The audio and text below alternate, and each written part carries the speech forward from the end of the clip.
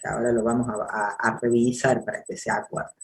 Y dentro de los polímeros cerámicos y compuestos, más que todo entre polímeros y cerámicos, tenemos también diferencia en enlaces. ¿Bien? Porque acá estamos hablando de que la mayoría de los enlaces son covalentes en los cerámicos. ¿Se acuerdan algo de enlaces o no?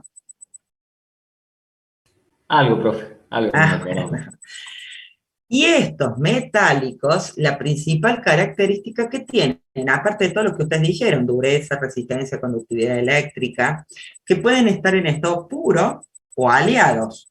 Cuando nosotros aliamos y decimos, por ejemplo, acero, el acero es hierro con carbono. Un poquitito de carbono que yo le ponga al hierro me genera dureza. Entonces, a mayor cantidad de carbono, mayor dureza. Entonces tengo una de las propiedades. Pasa lo mismo con los no ferrosos. Bien, al aluminio le agrego silicio porque el aluminio puro es muy blando, muy dúctil y no me sirve, digamos, solo para usarlo solo en resistencia, hablando de acuerdo al fin que va a usar. ¿Se entiende lo que voy? Entonces, sí. Diga. Vamos a estudiar por qué el carbono hace más dura al hierro. ¿Sí? O directamente vamos a tomarlo como un concepto, ¿sabe? El que le da la dureza al acero, ¿bien? Porque la aleación, que eso lo vemos en realidad en el segundo cuatrimestre, entramos bien a lo que es el diagrama hierro-carbono, pero lo que le da la dureza al acero, que es la aleación de hierro-carbono, ¿bien? Es el carbono. Entonces, a mayor cantidad de carbono, más duro y frágil se vuelve el acero. Pero pasada cierta cantidad de carbono, ya no tengo acero. ¿Alguno fue a un colegio técnico y más o menos vio esto? ¿Qué cosa, profe, lo puede repetir? Sí, ya fue. Porque a mayor cantidad de carbono, ¿bien? Tiene mayor dureza y mayor fragilidad. Y van cambiando las propiedades, obviamente, de los aceros. Pero pasado una cierta cantidad de carbono, yo no tengo más acero. Paso a tener ¿qué? Si alguno sabe. No les estoy tomando pruebas, chicos, O sea, es lo que ustedes piensan o lo que saben de la vida. Fibra de carbono, ¿no? Es el diagrama de carbono. Sí, pero el grafito es carbono solo. ¿Bien? Fibra de carbono la obtengo de otra forma. Acá estoy aliando hierro con carbono. Hasta el 2% de carbono que yo le agregue al hierro es acero. Una aleación, ¿o no? Perdón, no le escuché. Una aleación, ¿puede ser? Sí, pero sí, todas son aleaciones, es cuando yo mezclo uno, dos o más elementos entre sí para mejorar propiedades. ¿Bien? En este caso le pongo carbono al hierro para mejorar propiedades. Pero cuando paso un 2% que le agregué al hierro de carbono, paso a tener las fundiciones. ¿Nunca escucharon las fundiciones? ¿Hablar de fundiciones? Sí, eso que no se puede soldar. Exactamente, es muy dura, es muy frágil, tiene baja resistencia relativamente comparada con Las los morsas, aceros, profe. hablando. Las morsas esas para agallar las cosas, las morsas, creo que están hechos de eso. Bueno, las morsas, partes ¿La del bloque de cementita, motor. profe? La cementita es un microconstituyente dentro de los aceros. En realidad el carbono nunca está solo, está en forma de cementita. Eso ya lo vamos a ver más adelante, ¿no? Pero todo eso, esas características de estos materiales metálicos es que tienen un ordenamiento tal atómico y una estructura cristalina como si fuesen un cubo, un tetraedro, ¿bien? Entonces se rigen por una geometría que se repite en todo el espacio en 3 dimensiones.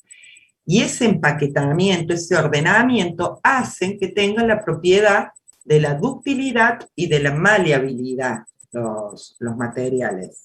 ¿Ya? Y eso es la característica, podríamos decirlo, la plasticidad del material, porque yo puedo estirar un material ferroso, no ferroso, hasta llevarlo hasta papel, como lámina, cosa que no puedo hacer en los polímeros, ni en los cerámicos, ni en los materiales compuestos. ¿bien? Porque su forma de solidificación es distinta y no en forma geométrica como lo hacen los ferrosos y los no ferrosos. Entonces, todos los no metálicos tienen otro Pero usted tipo. habla, Sí, diga. perdón, No, usted habla de cuando el material está frío, a temperatura ambiente. en estado sólido, obviamente. Nosotros lo usamos en estado sólido. Y ninguno de estos materiales, a excepción del mercurio, lo podemos tener en estado líquido a temperatura ambiente. ¿Bien? ¿Vámonos? Bien. Dentro de los polímeros... Sí, porque los polímeros son plásticos, ¿cierto? Claro, que tienen baja temperatura de fusión, baja Y resistencia los plásticos mecánica, son blandos, aislantes. entonces son maleables. ¿Perdón? No, nada, que los plásticos son maleables. Lo que pasa es que el internet mío es muy malo y llega con delay lo que yo digo. No, y por ahí se le corta. Pero no se preocupe que no es solamente usted. Yo hoy no sé de cómo todavía no se me ha puesto el cartel ese conexión inestable, porque andan para atrás las internet.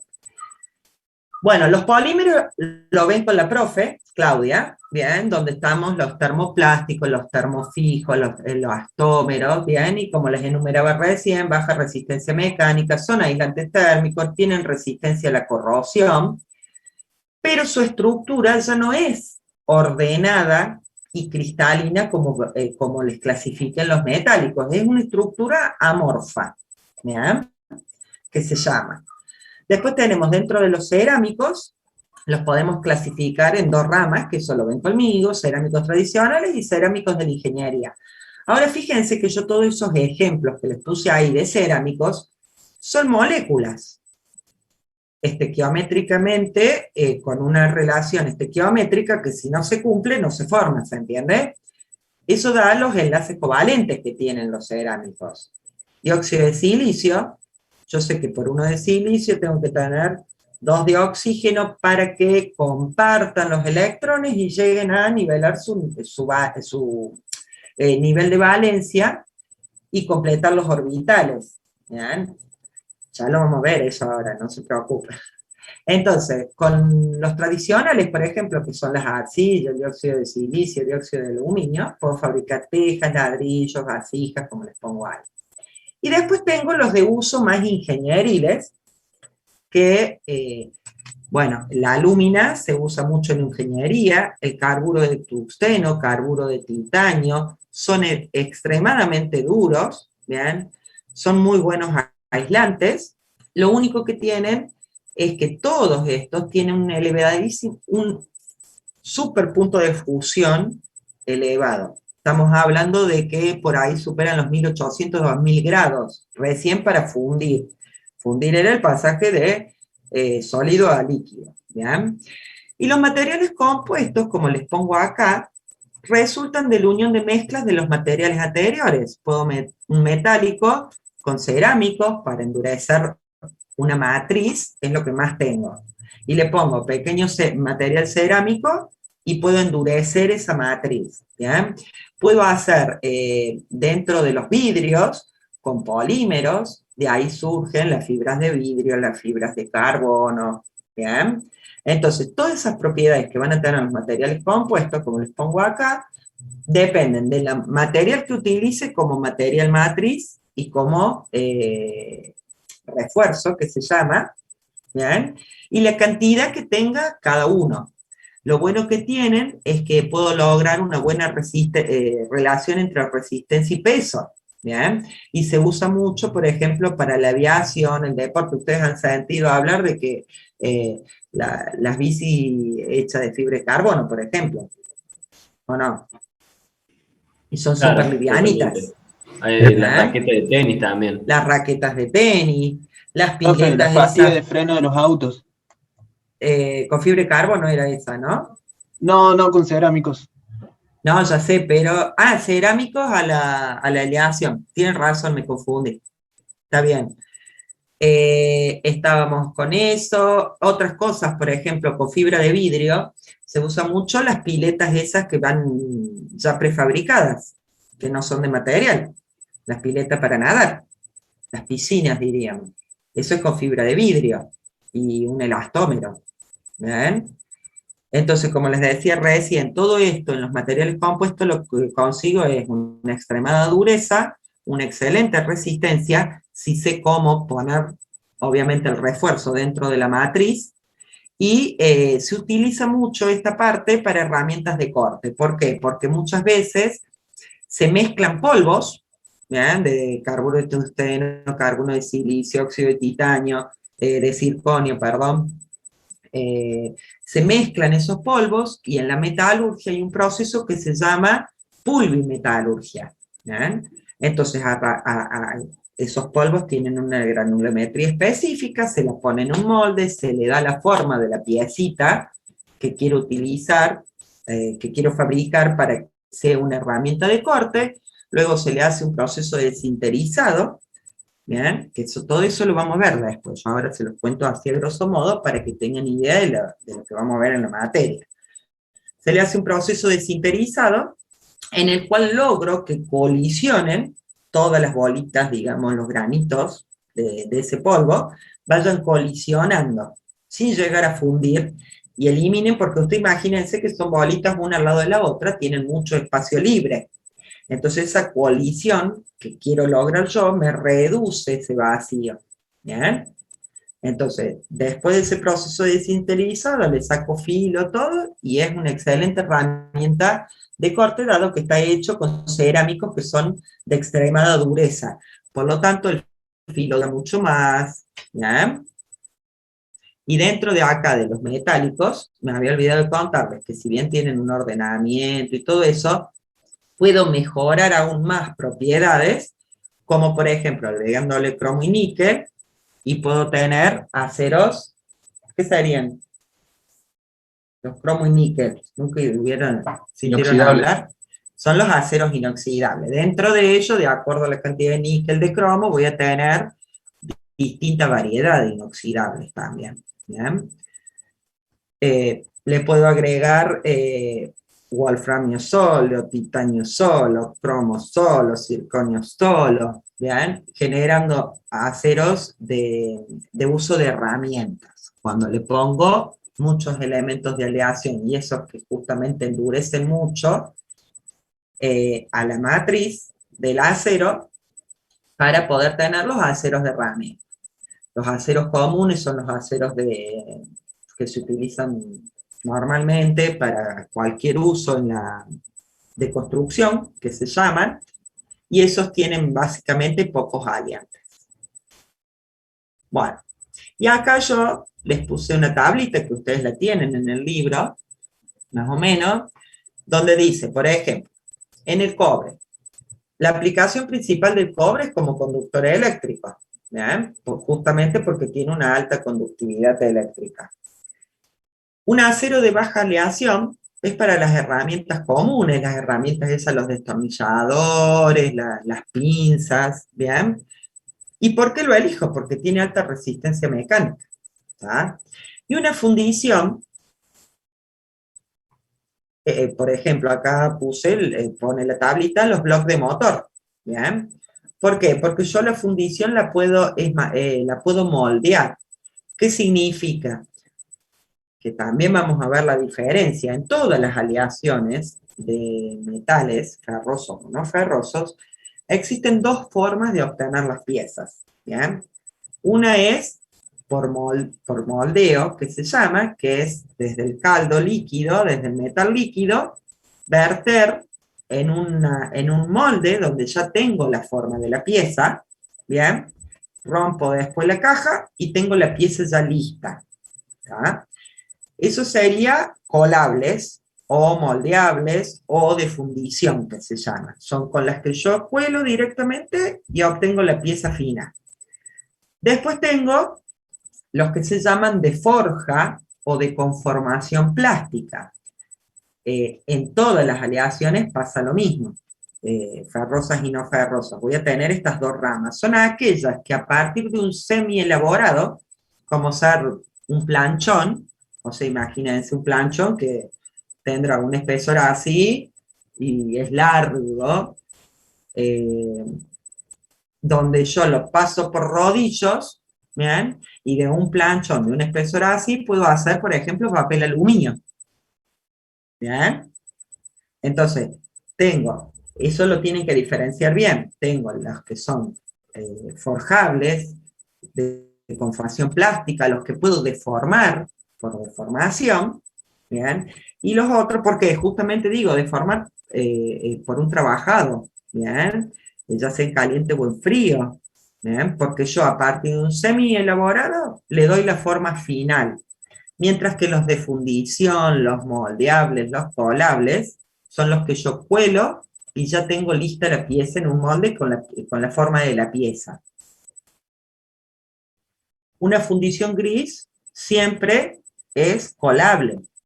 No hay forma de trabajar mecánicamente o por medio de la conformación de una forja, una extrusión, un laminado, que son los procesos de conformación plástica que hay. No hay forma de trabajar una fundición, pero sí los aceros. ¿Bien? ¿Está muy aburrido? ¿Ninguna No, tiene profe. preguntas? No, No, profe. profe, estamos tomando nota, profe. Ah, bueno. Bueno, dentro de los cerámicos, por ejemplo, los primeros que están en la lista, fíjense que son los vidrios comunardi de las ventanas nuestras, por la transparencia y porque son aislantes térmicos. Después tengo otros tipos de cerámicos que son los refractarios, que se usan mucho justamente donde voy a fundir un metal a alta temperatura, yo debo cubrir de no perder ese calor interior. Y para eso se usan los materiales refractarios que son de cerámico, ¿bien? Y son resistentes a altas temperaturas. Y bueno, y acá tengo un material que es el titanio de bario. Qué raro un nombre así, bueno, pero me sirve para la parte de los impulsos, convierte impulsos mecánicos en impulsos eléctricos, y esos son los que se llaman piezoeléctricos. ¿Bien? Después tenemos los polímeros. Profe, disculpe. ¿Qué significa que transforma el impulso mecánico el impulso eléctrico? ¿Quiere que le diga algo? ¿Se lo averiguo para después? Porque la verdad que electricidad, física de las partículas y todo eso, lo odio, pero después sé que es una propiedad eléctrica que tienen. Suena como que ¿Cómo lo hacen? No sé. Convierte en corriente eléctrica. Capaz que claro, pero vibración hace que se desprenden electrones del titanio, imagino. Pero, por eso, pero ¿cómo es el dispositivo donde están ubicados y que puede como para darle un ejemplo, la verdad no se me ocurre. Si yo tengo por ejemplo la lapicera, de esa para bromas, que toca así o cuando quiera abrir la punta de la lapicera te da corriente. Ah, bueno, y sabían venir unos chicles también, una forma de chicles esos que eran claro, las laminitas. Bueno, mira. Pero ya lo mismo ya veo. También. Y seguro. No, estaba pensando esos que te cuelgan en las tapias, no, eso ya directamente le pasa la corriente. Claro, sí. Sí, a eso si los tocas ya te electrocutás. Claro, pero ya les voy a averiguar bien cómo funciona el material piezoeléctrico. Bueno, dentro de los polímeros, o los materiales poliméricos, tenemos el polietileno, que es el común, el de los envases comunes de alimentos, resistente a la corrosión, es inodoro, indoloro, y todo lo que se le ocurre con odor. Después tengo las resinas epoxis, ¿bien? Que, bueno, acá dice encapsulado de circuitos integrados. Esto se sirve para proteger esos circuitos. ¿Por qué? Porque son muy buenos aislantes, ¿bien? Y son resistentes a la corrosión. Entonces esas resinas obviamente son todas líquidas. Vos se lo tiras arriba así, y tienen con un catalizador, ¿bien? Haces una mezcla, pones un catalizador, y lo dejas un ratito, y son transparentes, entonces te queda encapsulado ahí lo que vos querés. Nosotros en metalurgia lo usamos mucho para preparar muestras muchas veces, a las resinas epoxi. Y después tenés las resinas fenólicas, que son las que tienen buena propiedad para la adherencia, la cinta Scotch, por ejemplo. ¿Ah? Y bueno, y después tenemos los materiales compuestos, por ejemplo, una matriz epoxi con grafito, ¿bien? Que utilizan mucho para las piezas para aviones, porque tienen todos estos materiales generalmente de matriz polimérica, bien, con refuerzo de cerámico, tienen muy buena resistencia a peso, es lo que se busca mucho, eso, o sea, alta resistencia con bajo peso, por eso lo usan, por ejemplo, a esto para los aviones. El carburo de tungsteno con cobalto se utiliza, como yo les contaba, para las herramientas de corte, y es la famosa vidia, que se llama. Ustedes deben haber comprado alguna vez una mecha de vidia, ¿o no? Y también es Ninguno para nunca. cortar cerámico. Claro, la de vidia es la que te permite cortar cerámico, en cambio para pared tenés uno común. ¿Bien? Bueno, y el acero recubierto con titanio, que justamente se utiliza mucho en la industria química por la alta resistencia a la corrosión que tiene el titanio. Entonces, la estructura la hacen de acero y recubren el interior, ¿bien? Donde va a estar almacenado en los reactores, eso, recubren el interior, y para que lo proteja de la corrosión a lo que yo ponga ahí adentro. Eso sería... Profe, ¿ese recubrimiento es líquido o cómo es? No, ay, ¿cómo era que se ¿Como llamaba una pintura? ¿Cómo es? No, se hace por un método tipo lanolizado, Electrólisis, así ¿no? que... ¿Eh? Con la electricidad. Claro, de electrólisis, eso. No me salía. ¿No se llama deposición eléctrica también? Sí, sí, lo que pasa es que, o sea, vos con una electrólisis lo que haces es tener un ánodo, un cátodo, donde van los electrones fluyendo, y eso hace que se deposite el material. Creo que Entonces es lo mismo que la la deposición pintura de los autos eléctrica. también es así, para que ¿Cómo? dure más. La pintura de algunos vehículos también se aplica así para que duren bastante más. Las pinturas sí tienen algo de titanio, sobre todo las blancas. Las pinturas tienen titanio, porque mejoran un montón de cosas en la pintura común del, del material. Ah, y yo Profe, abrí... y una consulta, ¿cuál es la diferencia principal entre los polímeros y los compuestos? Que el polímero no tiene ninguna El parte po- metálica. no, lo que pasa es que vos un material compuesto no necesariamente tiene que tener metal. ¿Bien? El polímero es solamente el plástico obtenido de distintas formas, de acuerdo al fin que vas a usar, va a ser el tipo de polímero que vas a utilizar de acuerdo a su forma de obtención o de lograr tenerlo.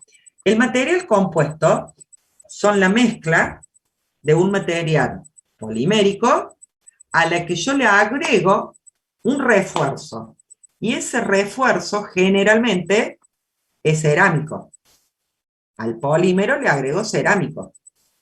¿Se entiende? En forma de fibras. Por Perfecto, ejemplo, perfecto. fibra de vidrio.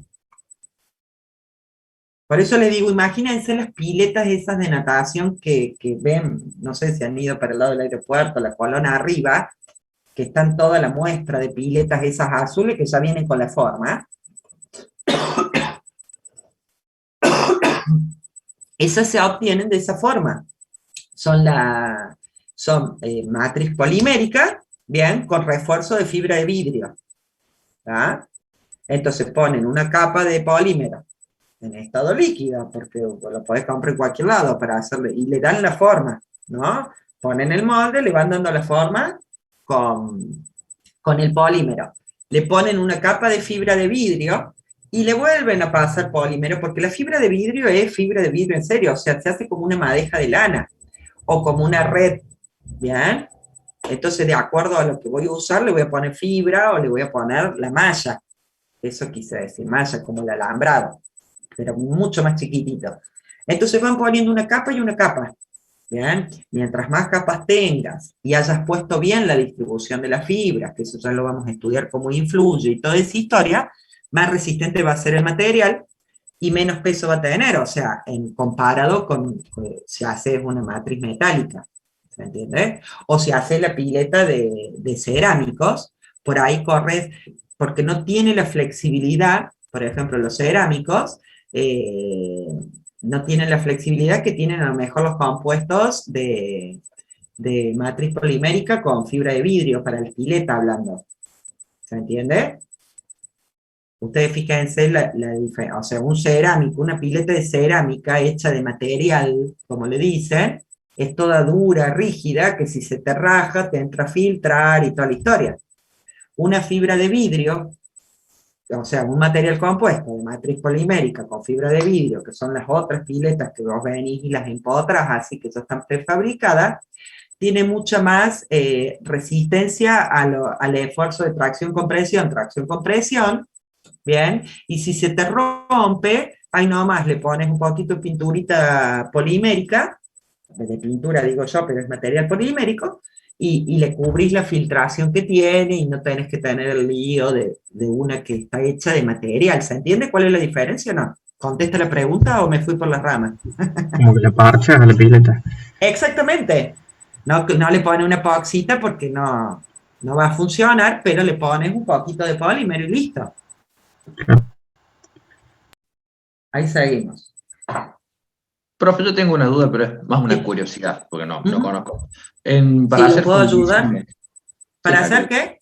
las fundiciones. Ujú. ¿De qué material están hechas las matrices? Porque cuando lo vierten en el líquido está bien caliente y debe ser un material de fundición. Está bien caliente, tenés razón.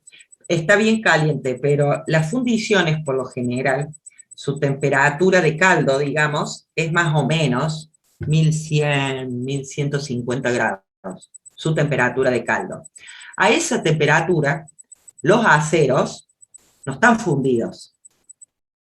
¿Bien? Entonces, para hacer las matrices, se utiliza el acero de herramienta. O sea, la matriz, vos te referís al molde. Sí, era eso, la curiosidad nomás del punto de fusión. Lo que pasa es que, fíjate que vos vas a utilizar una matriz metálica para fabricar una fundición cuando vos tenés mucha producción. Si la producción es baja, generalmente se utilizan otros tipos de materiales para hacer el modelo, que es lo que vos estás queriendo decir, es el modelo de la pieza. Generalmente se usa para producciones altas el modelo en material metálico.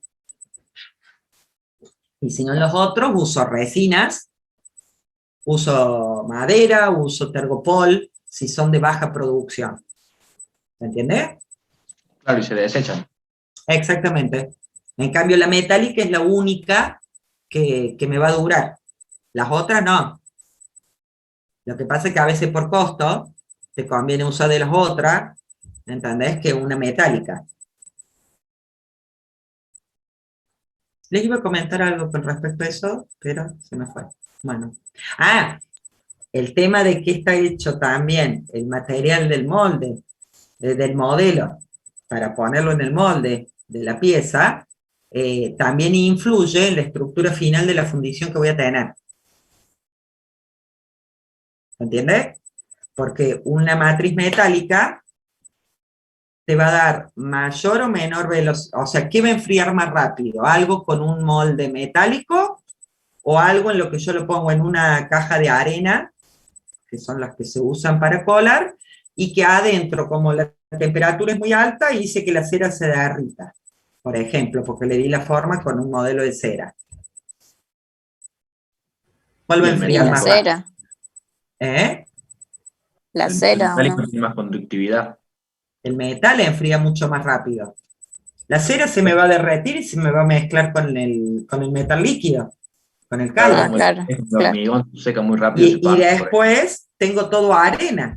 Entonces la extracción del calor en la arena es mucho más lenta que la extracción del calor que te hace el metal. Y eso genera distintas estructuras que generan distintas propiedades. Gallo. Profe, he visto han puesto en arena una figura hecha con telgopor y después desde un hueco, le ponían el metal fundido, que creo que era aluminio. Después que el aluminio que el calor del aluminio se comía el telgopor, quedaba la pieza ya formada. Esos Yo son... creo que es una manera más barata de hacer un molde. Bueno, por eso, pero eso depende. ¿Bien? Efectivamente es así, es una caja de arena donde ustedes le van a dar, después nosotros vamos, cuando lleguemos a ese tema, yo les voy a mostrar video y les voy a explicar bien cómo es la historia, ¿no? Porque se diferencia en distintas partes. El moldeo es moldear la caja. Después tengo el modelo, que es de distintos materiales, es el negativo de la pieza que yo quiero obtener. Entonces, o lo podés dejar adentro o lo podés sacar.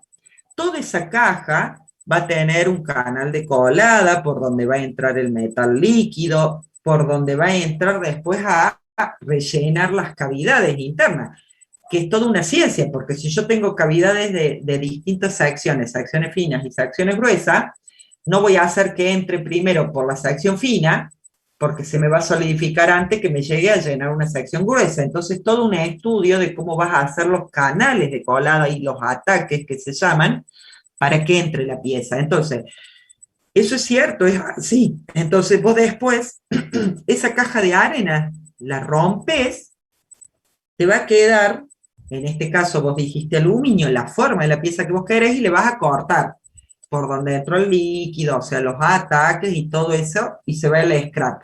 Y te quedó la pieza, vos lo único que haces es hacerle una terminación superficial un poco más prolija, pero fíjense, esa es la diferencia entre los aceros, perdón, los aceros no quise decir, entre lo que yo quiero que diferencien bien. Esa es la diferencia entre las fundiciones que hablamos, que son las colables, que son las que obtengo por molde, y los que son por conformación plástica o deformación, o forja, que se le llaman, que son las que tengo un pedazo grande y a partir de ahí puedo hacer lámina, puedo hacer alambre, puedo hacer rollo. ¿Bien? Entonces una fundición no solamente de acero, porque la tengo en el aluminio, como contó el compañero, la tengo en el cobre, la tengo en el níquel, la tengo en todas. Bien, cuando hablo de fundición, yo me tengo que imaginar ya de entrada que es un molde donde vierto el metal líquido, rompo el molde y saco la pieza. ¿Bien? ¿De qué está hecho el modelo de la pieza? Y bueno, puede ser tergopol, que le tiro el metal líquido y se va, puede ser cerámico, puede ser metálico, ¿bien? Y en cambio los otros, a partir de un semi-elaborado, de un planchón, de un tocho, de una palanquilla, puedo obtener distintos productos finales después. Sí, Gallo. Profe, como ayuda a memoria, podemos digamos, recordar que en el forjado no habría cambio de estado y en el moldeado sí. Sería una forma, o sea, si vos me lo decís, está mal. La diferencia no es esa, ¿no? Pero si para vos te va a ayudar, sí, pero no me lo diga en un examen. Genial, gracias. ¿Se entiende? González, Allende.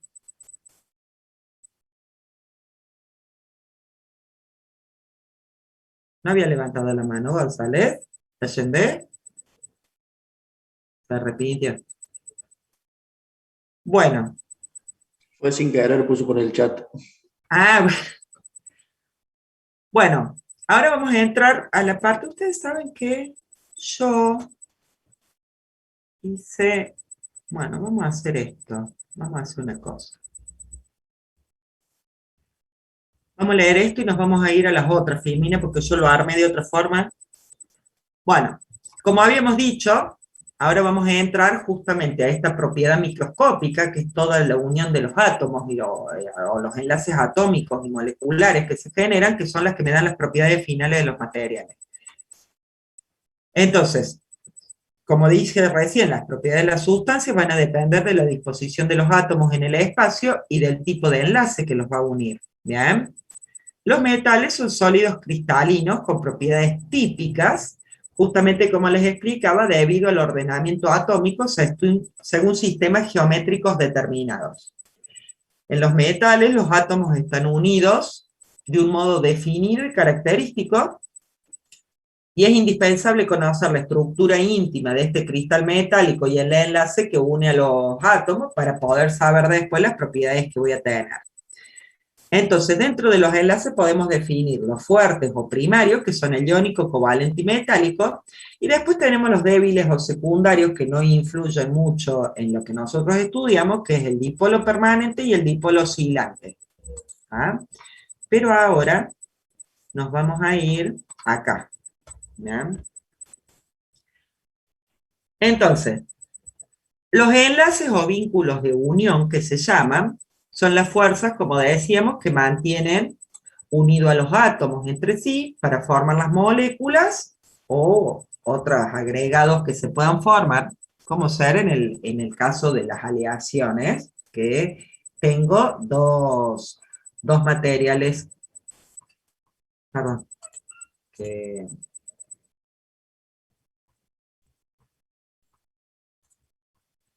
en el caso de las aleaciones, donde yo mezclo dos materiales distintos para poder mejorar propiedades. ¿Bien? Entonces, en la ingeniería, los materiales sólidos o líquidos, en los materiales sólidos o líquidos, esas fuerzas de enlace son bastante considerables, cosa que no pasa en los gases. ¿Se entiende, no? Los gases tienen enlaces Sí, de este tipo se que entiende. estamos hablando, no. ¿Bien? Es solamente en los sólidos y en los líquidos. Por ejemplo, un acero, ¿no? Que lo solicito a una tracción. ¿Bien? La fuerza que necesito para poder romper ese enlace que está generando justamente el enlace metálico que tienen las partículas es muy alta. ¿Bien? Por eso, por ejemplo, los autos y un montón de los discos de arado, los tanques de contención, todas esas que van a estar a solicitaciones de tracción, compresión, flexión, el doblado a lo mejor, a las solicitaciones de fatiga, ¿bien? Como tienen tan altas esas fuerzas de enlace, la energía que yo necesito para romperla es mucho más alta, por eso se dice que son más resistentes. ¿Ah?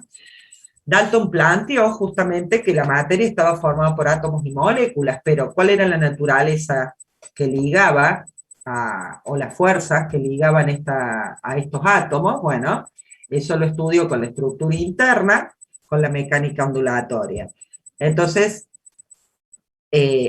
descubrió que esas fuerzas, que ustedes lo deben haber visto en química, estaban de atracción interatómica entre las moléculas, porque entre los átomos, son justamente, sabemos que tenemos positivo, negativo, fuerza de atracción y repulsión son las que vamos a tener sobre ellos, se generaban en los orbitales que estaban incompletos. ¿Se acuerdan lo que eran los orbitales? ¿Cuáles eran los orbitales? El 1 era el S, el 2 era el SP, acá tenía 2 electrones, en el otro tenía 8. ¿Se acuerdan eso de química? Sí, profe. Sí, profe. Y completos eran solamente los gases inertes o nobles los que lo tenían. ¿Bien? Entonces ahí ya no hay forma de generar enlace, porque ni ellos pueden compartir, ni ellos pueden tomar. ¿Ah? Porque no necesitan. Y después tenemos los que están con los orbitales incompletos, como les pongo acá, que esos sí son los que tienden a formar enlace, compartiendo electrones, cediendo electrones o recibiendo electrones. ¿Bien? Entonces, el enlace iónico, ¿cuál era? El que los dos elementos tenían que tener bastante diferencia de electronegatividad, estaba uno en una punta y otro en otra, ¿se acuerdan? Y que cedían electrones, ya sea los cede para que uno complete su orbital, y el otro tener sus orbitales completos también, porque fíjense en el caso del sodio, tiene 11, le está sobrando uno solito que anda por el nivel 3, ¿está? El cloro, le está faltando uno también, para terminar de completar el nivel 3, ¿bien? Entonces, como a este le sobra, a este le falta, este es electropositivo, este es electronegativo, lo que se produce es la transferencia de este electrón de la última capa del sodio a la capa del cloro, ¿bien? Y se forma el cloro y el sodio se unen. ¿Me entiende? Entonces cede las propiedades. Obviamente, las propiedades del cloruro y del sodio son distintas que las propiedades de los elementos en estado puro. Lo mismo pasa con todas las moléculas que se me forman. ¿Bien? Entonces acá hay una cedencia y una aceptación de electrones. Hay transferencia de electrones. ¿Ah? En el enlace covalente los compartía, o sea, que los dos que se están mezclando los utilizan para completar sus orbitales. El nitrógeno tiene 7, o sea que tiene 5 en la capa de valencia. Le están faltando 3 para completar el segundo orbital. ¿Bien? El hidrógeno tiene 1. Le está faltando 1 para completar su nivel de valencia, que es en el 1s. Entonces lo que hacen entre ambos es compartir celos, o sea, lo usa tanto el hidrógeno como el nitrógeno. Pero para que eso pase, se tiene que formar una molécula con 3 hidrógenos. ¿Por qué? Porque al nitrógeno le faltan justamente 3. ¿Bien? Entonces se unen los 3 y comparten los electrones. Se da mucho en los hidrocarburos esta forma de enlace, ¿bien? Y en el diamante, que eso le da gran dureza, son unos datitos así como para que supieran. Gran dureza, y estos, todos los hidrocarburos, ¿bien? Se generan o los puedo romper a esos enlaces covalentes por medio de la combustión. Por eso lo uso en el gas de la cocina, en el gas de los autos, en el gas del encendedor. ¿Tá?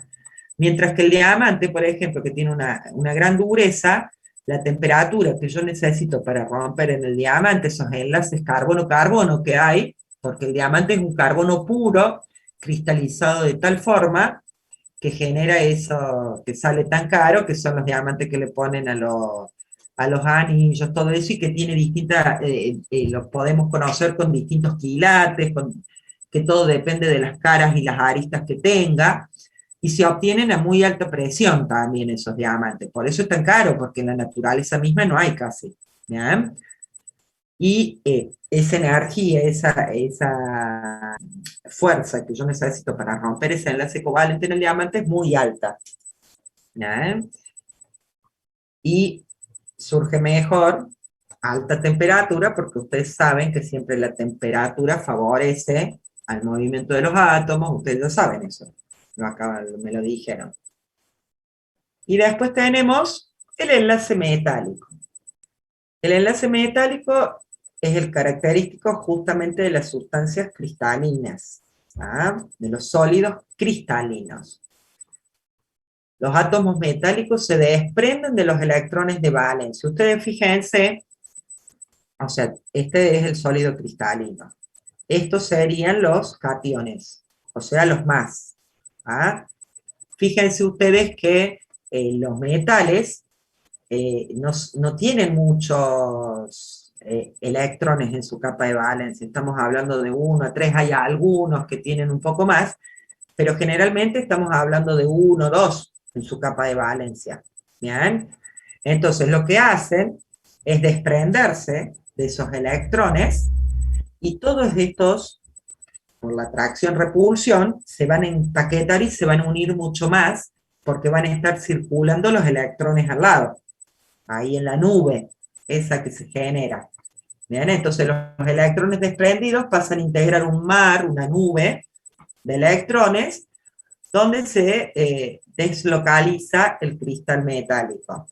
En el caso de que haya un movimiento en esta estructura cristalina, donde todos estos, acuérdense, son los más, y todos los electrones van girando alrededor. Entonces esas fuerzas de atracción-repulsión y ese empaquetamiento, esa unión de los positivos, son las que generan el enlace metálico. ¿Bien? Por lo tanto, tengo iones positivos sueltos, ¿bien? Con electrones libres que giran a todo su alrededor.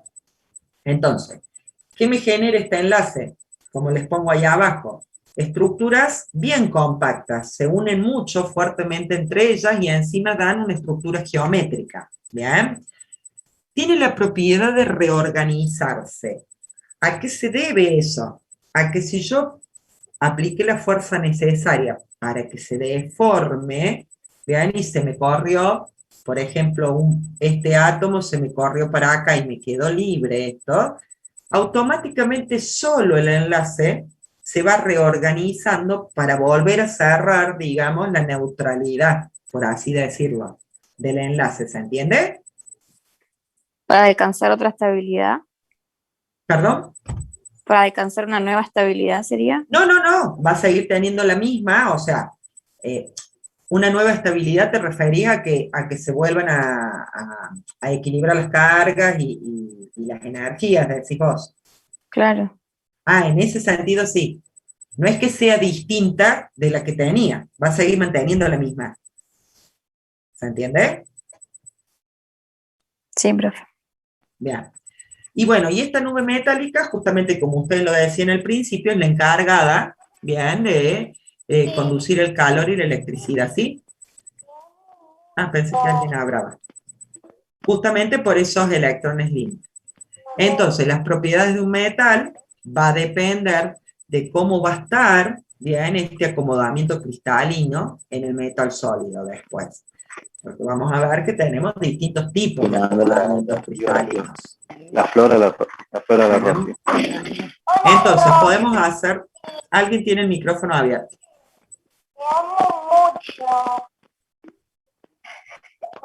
¿Quién tiene el micrófono abierto? ¿Reartes? ¿Quién? Profe, igual usted puede silenciar todos los micrófonos. Sí, pero no quiero ser tan mal. Queda feo. No, no sé quién era. Ahí lo cerró, profe. Ah, listo. Bueno, entonces acá, en esta tablita, veamos el enlace iónico. Un metal con un no metal. Mucha diferencia de electronegatividad. ¿Bien? ¿Y qué logramos? Transferencia de electrones y producen cristales iónicos, como por ejemplo el cloruro de sodio, la fluorita, ¿bien? El enlace covalente. Estos son el cloruro de sodio y la sal, obviamente, y la fluorita es un mineral. Después tenemos el enlace covalente, que era un no metal con otro no metal, y comparten los electrones. Esa coparticipación de electrones puede producir cristales también o puede producir moléculas, ¿ya? Como por ejemplo, en estado gaseoso el butano y en estado líquido el agua. Y obviamente que vamos a tener cristales cuando estamos en el estado sólido. El diamante es sílice, que es el dióxido de silicio. ¿Ya? Y en el enlace metálico es un metal-metal, ¿bien? Donde coparticipan los electrones, o sea, son todos de uno mismo. ¿Tá? Y justamente produce los cristales metálicos que tienen mejores propiedades, obviamente, en cuestión de resistencia mecánica, de ductilidad, maleabilidad. ¿Tá? Aislé, por ejemplo, la sílice, perdón, está mal el ejemplo. La fluorita era...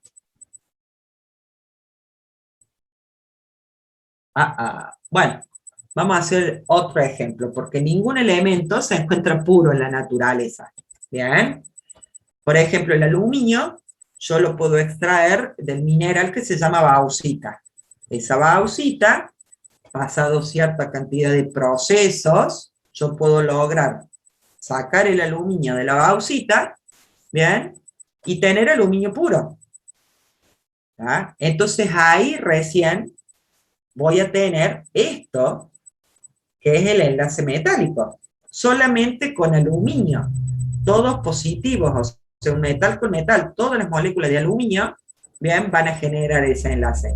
En cambio, para obtener el aluminio partí de un mineral, bien, que es la bauxita. ¿Y qué tipo de mineral es? No recuerdo bien si es iónico o es covalente por el enlace que tiene. ¿Bien? Pero partí de esta parte, de distinto tipo de enlaces, que es lo que tiene el mineral, para llegar después a obtener un enlace metálico cuando pude separar solamente átomos de aluminio y juntarlos a todos. ¿Se entiende? Siempre esto se da en el metal. Después le puedo agregar aliantes, voy a seguir teniendo, bien, las mismas propiedades del enlace metálico, por más que le ponga aliantes, porque la base ya es un enlace metálico que es el aluminio, o el oro, o el hierro, o el níquel, bien, todos esos son enlaces metálicos.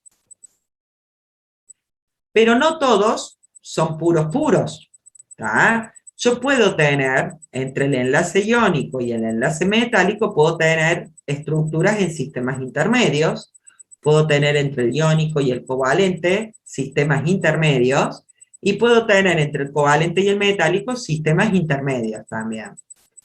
¿Tá?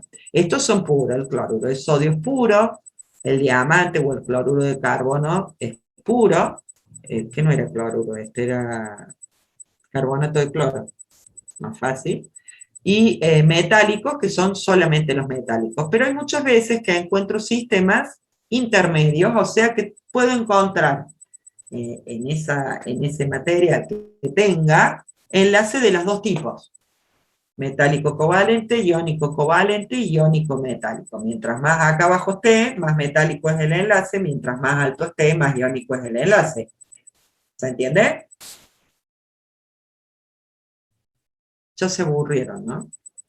Profe, Sí. en esa clasificación intermedia se dan los tipos de material ferroso, no ferrosos, polímeros o no. No. Lo que acá con esto, lo que te estoy queriendo decir, no voy a encasillar nada en ningún vértice del triángulo. Lo que yo te estoy queriendo decir es que no siempre va a ser el 100% metálico el enlace, o el 100% covalente. Solamente los metales puros tienen enlace metálico. El enlace covalente es solamente del diamante, de los carburos, todo eso, y acá en el iónico, los que son muy electropositivos y electronegativos, como ser el cloruro de sodio. Pero eso no quita que yo, en el medio, pueda tener enlaces, o sea, sistemas intermedios que se llaman, que si estoy por arriba, predomina el enlace iónico, y si estoy por debajo, predomina el enlace metálico, ¿tá? Los polímeros y todo eso, vos los vas a ubicar, los cerámicos, los polímeros, los vidrios, perdón, el polímero no, los cerámicos y los vidrios, los vas a ubicar en la parte de los covalentes. Porque esa es la diferencia que hay, básica, entre cerámicos y vidrios metálicos. Bien, el tipo de enlace. Y ese tipo de enlace les da las distintas propiedades. Por ejemplo, los materiales cerámicos son frágiles, o sea, se te cae y se te rompe. ¿Bien? Una taza, un vidrio, cosa que no pasa con el enlace metálico, porque ese tipo de enlace le genera otras propiedades. Pero eso no quita que pueda haber sustancias, materiales, que puedan tener mezclados los dos tipos de enlace, entre el metálico y el covalente. ¿Se entiende? Pero los polímeros en realidad forman estructuras amorfas. Que ahora lo vamos a ver a eso. Pero el enlace covalente es básicamente de los cerámicos y de los vidrios. El enlace metálico es prácticamente de los metales y sus aleaciones. Porque lo que más predomina es el metal, por más que yo le agregue aliantes, ¿bien? Generalmente se le agrega otro metal de aliante, que no cambia las propiedades de los enlaces. Claro. ¿Ah? Sí. Muchas gracias. ¿Se entiende? Sí. Bien. Seguimos. A ver, espérenme un segundito. Ah, no, ahí está. Entonces, ¿cuáles son las diferencias? Aquí un cuadrito para diferenciar justamente.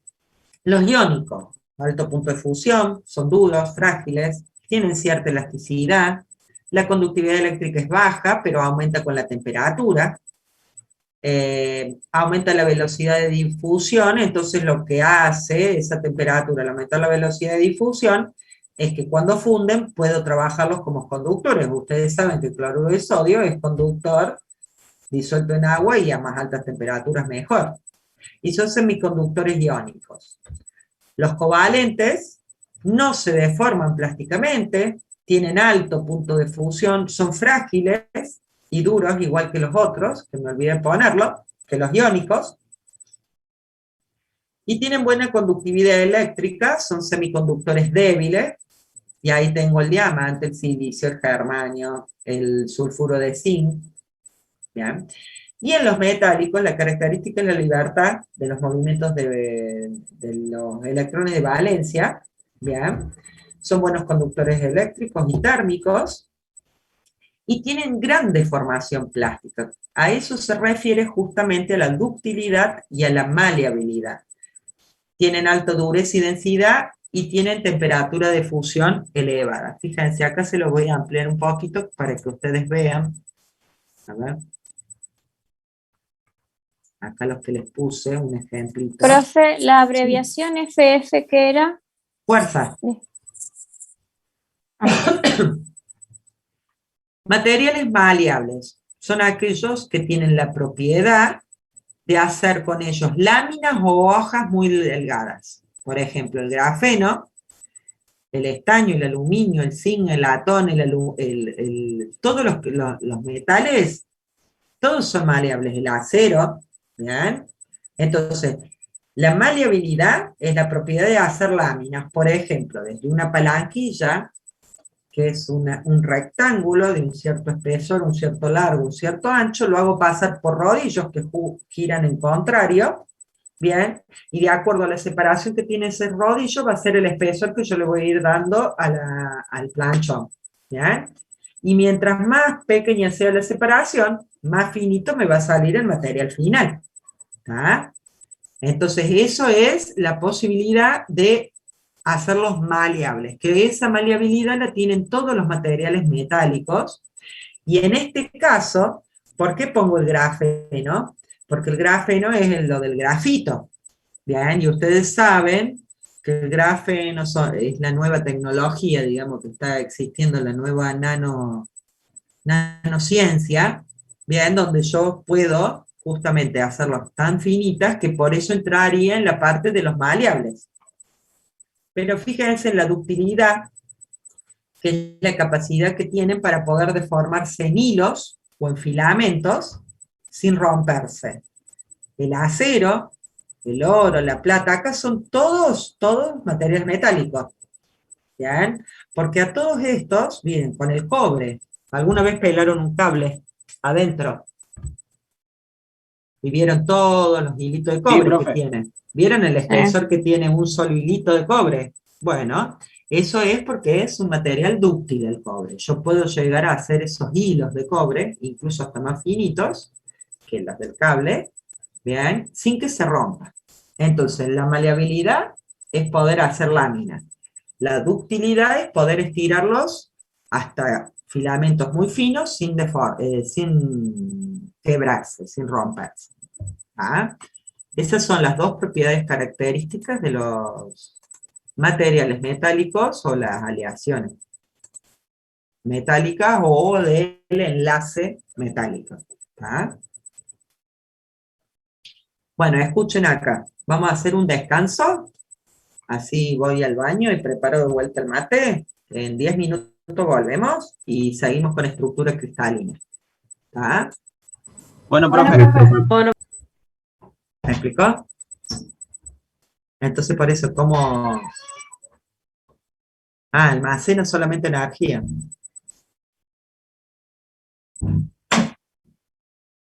¿Ves? Presionar. Describe la propiedad de determinados sólidos para generar una carga eléctrica bajo tensión mecánica. La fuerza de actuación modifica la estructura microscópica del cuerpo, se crean dipolos. Y don Google sabe.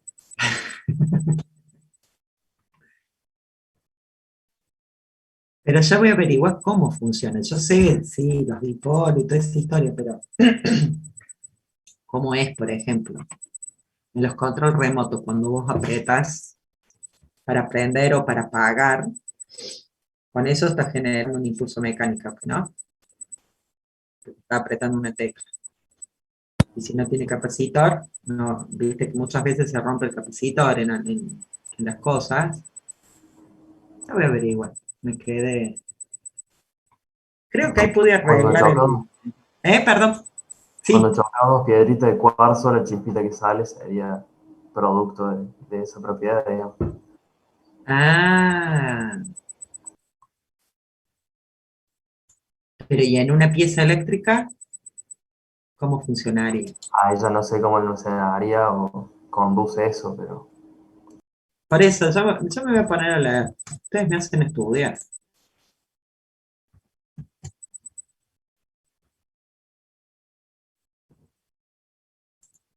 Bueno, no sé si me va a guardar o no el chat, porque ahora pude sacarle una función que estaba activada. Veremos cuando termine la reunión. A ver si me lo guarda o no me lo guarda. Pero por lo pronto ya tengo como tomar lista. Bueno, ¿seguimos? Si no. Bien.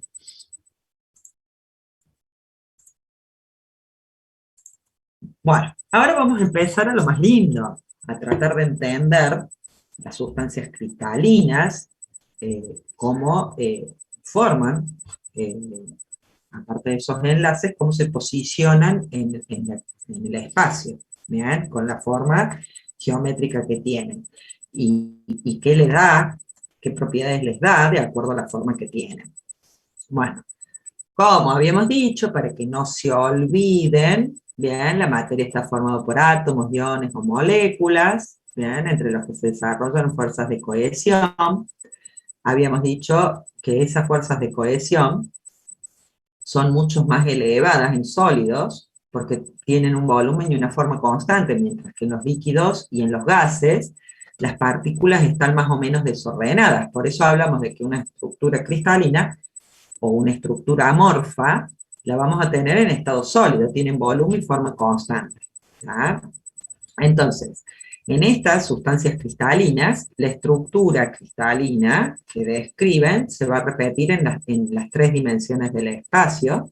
Los átomos van a estar ocupados en posición, van a estar insertos en posiciones definidas.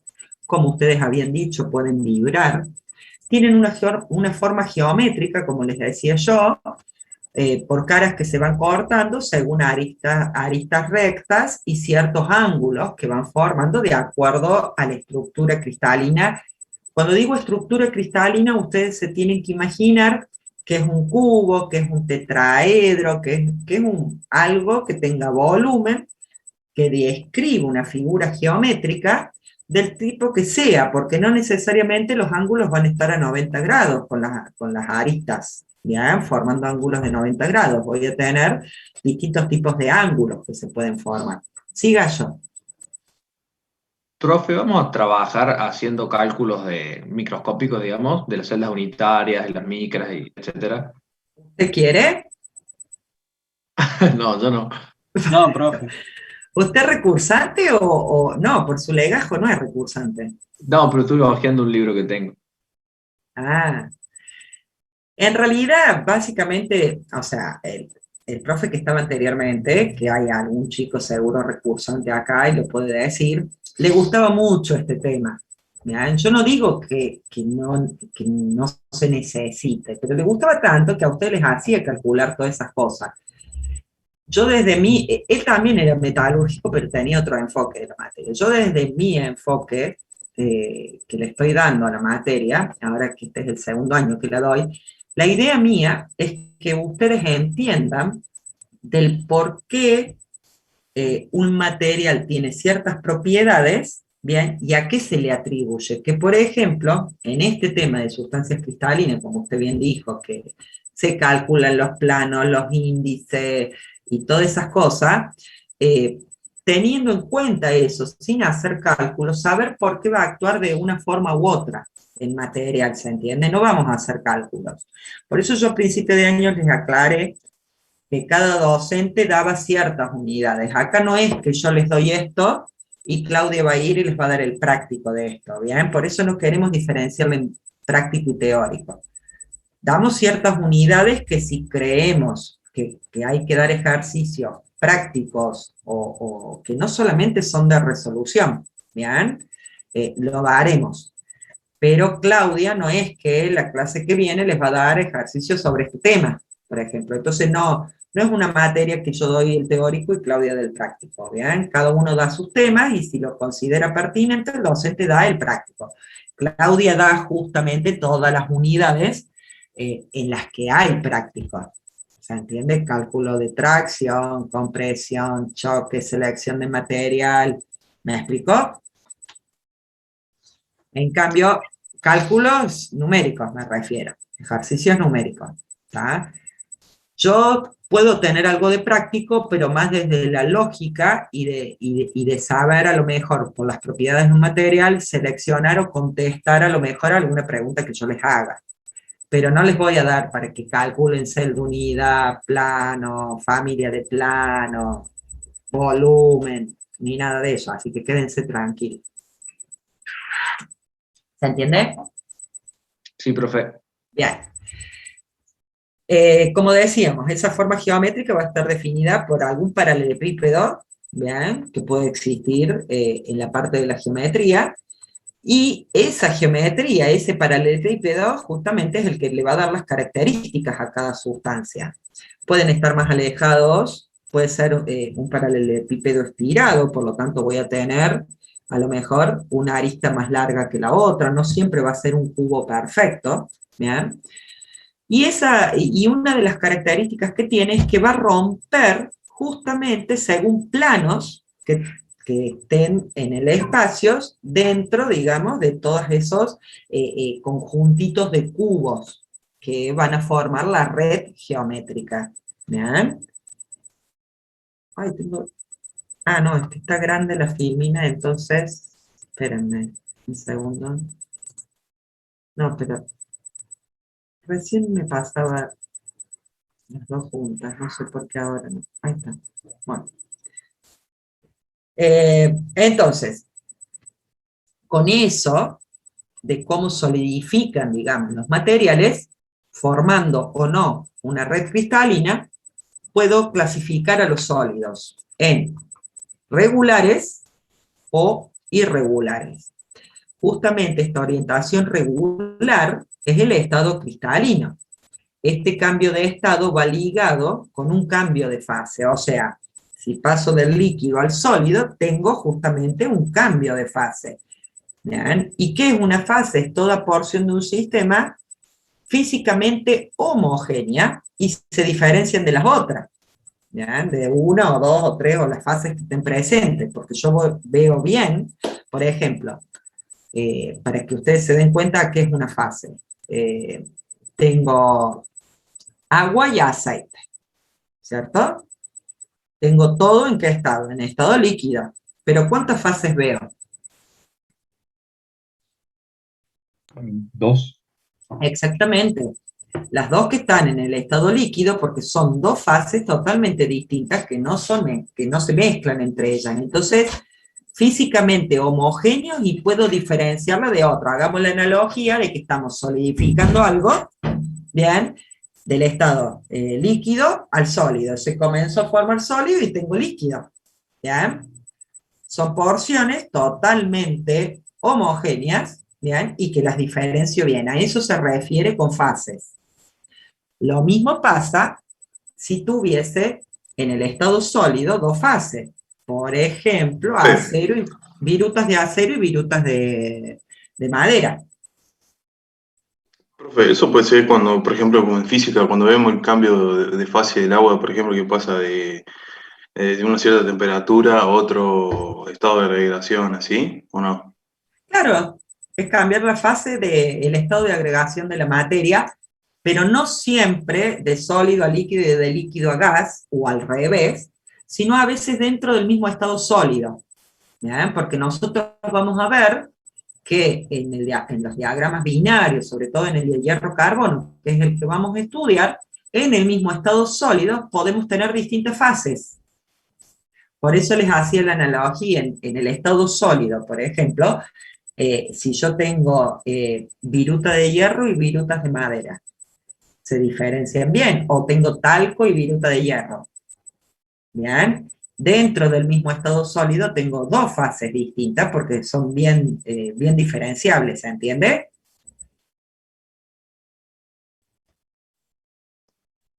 Sí, profe. Entonces, no solamente el estado de agregación, sino también en el mismo estado sólido.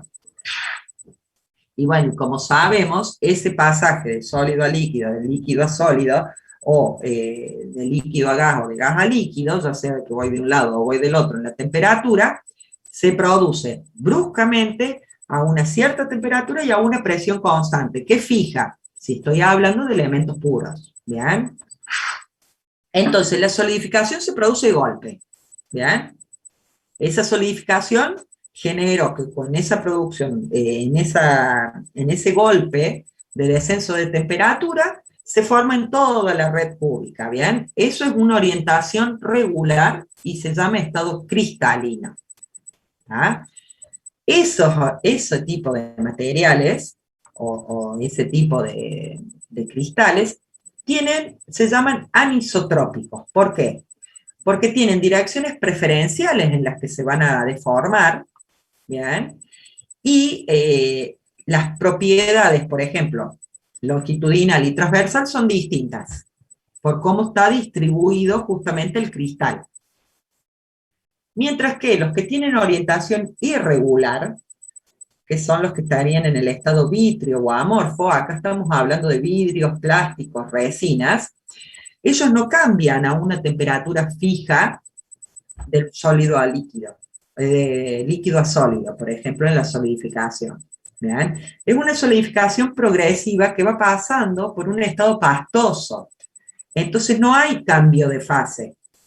Por eso se habla, por ejemplo, de que es un líquido subenfriado. ¿Bien? No tiene una temperatura fija de solidificación, sino que tiene una temperatura de transición, que se llama, que empieza a ser pastoso, pastoso, más pastoso, más pastoso, y termina en la solidificación. ¿Bien? Y no genera estructuras cristalinas como los otros que lo hacen. Viene descendiendo, descendiendo, y justo a una sola temperatura, todo junto, solidifica. ¿Se entiende la diferencia? No, profe, ¿lo puedo volver a explicar?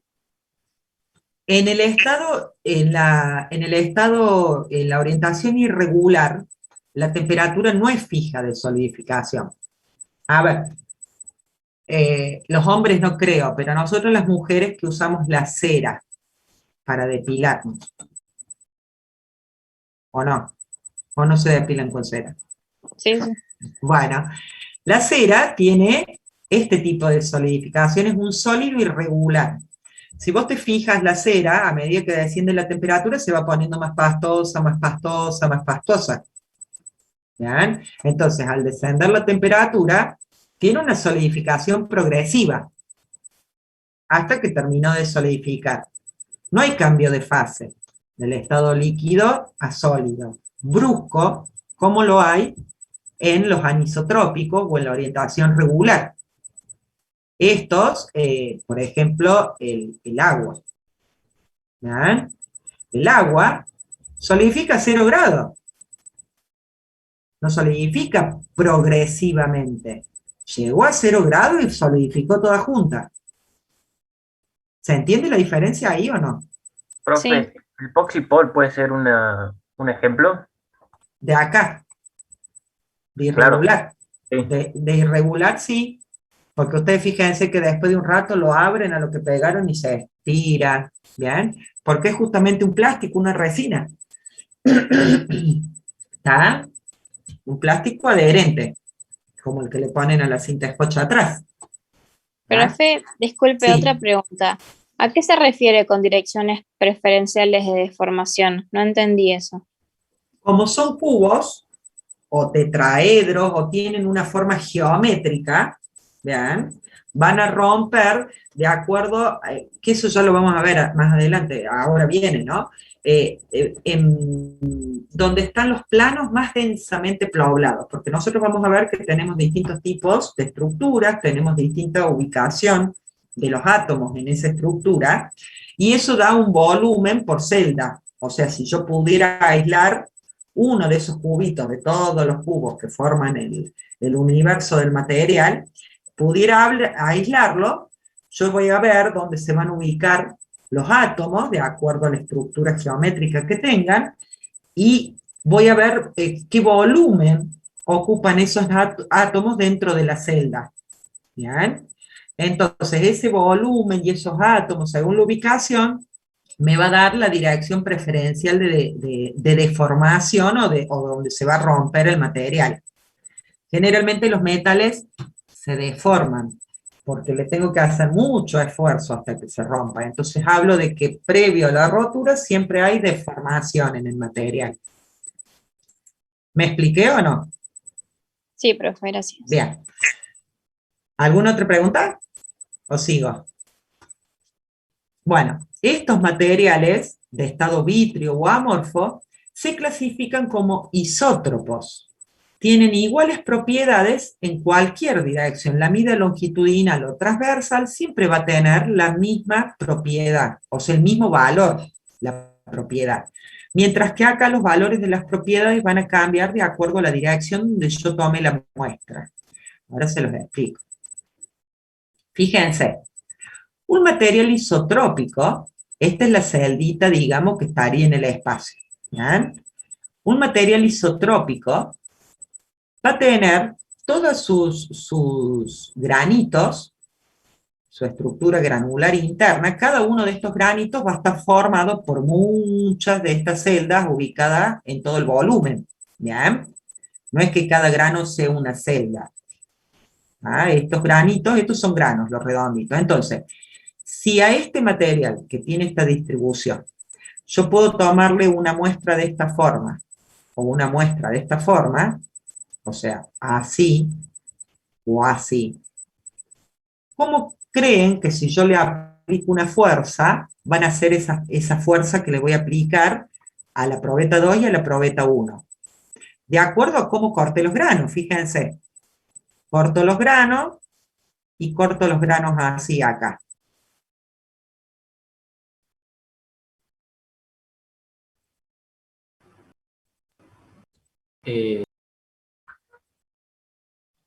¿Va a cocinar el mismo efecto? No, no hay diferencia. ¿Por qué no habría diferencia? Porque en todo el espacio está distribuido igual. En donde me mueva, no hay diferencia de capas como se ve ahí al lado, por ejemplo. Claro, fíjense, si yo corto una probeta así en la forma longitudinal a esta figurita, o transversal, el volumen que está teniendo el granito es prácticamente el mismo. Son granos equiaxiales que se llaman, ¿bien? Y redondeados. Entonces yo lo que corto siempre me va a dar el mismo valor de propiedad porque va a tener el mismo volumen, ¿bien? Y los granos van a estar orientados siempre parejitos, ¿se entiende? En cambio en este, fíjense, ya cambió un poco la celda, es distinta, y tengo un grano tipo alargado, longitudinalmente. ¿Tá? Mientras que si corto una probeta transversal, cortaría de otra forma los granos y tendría otro volumen, porque fíjense que ese volumen... Ustedes están viendo mi mouse, ¿no? O Sí, le pongo... Bien. Sí, profe. De 10. Bien. Si yo corto este granito así, fíjense que tendría algo así de altura, digamos, o de espesor. Y si lo corto así, no es lo mismo, porque ya va a ser así el grano. ¿Se entiende? Sí, profesor. Entonces, imagínense que ahora tengo es este material. ¿Bien? Estas propiedades, fíjense, de la probeta 2 que me quedó de esta forma, la probeta 1 la corté longitudinal, no van a ser las mismas. Fíjense las rayas. ¿bien? Que serían los cortes de estos granos. Esta 1 sería la ubicada horizontalmente, y la 2 sería ubicada verticalmente. ¿Se entiende? Sí. Bien, entonces eso es un material anisotrópico. Todos los sólidos cristalinos son anisotrópicos. Y todos los sólidos irregulares o sólidos amorfos o vítreos, como quieran llamarlos, son isotrópicos. Entonces eso lo deben recordar. Un sólido cristalino es un material con un arreglo tridimensional ordenado en átomos o iones. Ocupan posiciones definidas en el espacio y el ordenamiento de equilibrio siempre va a ser el de menor energía. Entonces, si yo deformo, por eso decíamos que el enlace metálico se autocorrige, porque si yo deformo, yo llevé a un nivel de mayor energía a ese sistema. Entonces, sí o sí se acomoda solo para volver al estado de equilibrio, que es el de menor energía. Bien, ahora entramos a lo que es la estructura geométrica de estos materiales cristalinos. ¿Cómo se forma un cristal? Como ya les vengo repitiendo para que no se lo olviden, con un ordenamiento de átomos que van a adoptar una estructura geométrica. Esto supuestamente sería la red espacial. O sea, voy a tener muchos más arriba, abajo, al costado, atrás, adelante, bien, y todo eso me va a dar la red espacial. Si yo separo una solita, como hice acá, estoy hablando de que se llama que es la celda unidad o elemental que va a formar a la red espacial. ¿Bien? Como vemos acá, se repite en todas direcciones, ¿tá? Es un diseño tridimensional, y fíjense que los átomos en realidad son todos compartidos con las celdas que tengo arriba, al costado, abajo, atrás, ¿tá? Entonces, este átomo solito, acá, puedo decir que es uno solo, pero en realidad está compartido por la celda que tengo arriba, por la celda que tengo para atrás, por la celda que tengo abajo, por la celda que tengo a este costado y por la celda que tengo al costado de atrás. ¿Se entiende? Entonces esto se llama celda unidad, y donde se ubica el átomo se llama nodo, o el vértice de el vértice del cubo en este caso, sería el nodo. Entonces la estructura interna no se altera al modificar la forma externa. ¿Qué me está queriendo decir eso?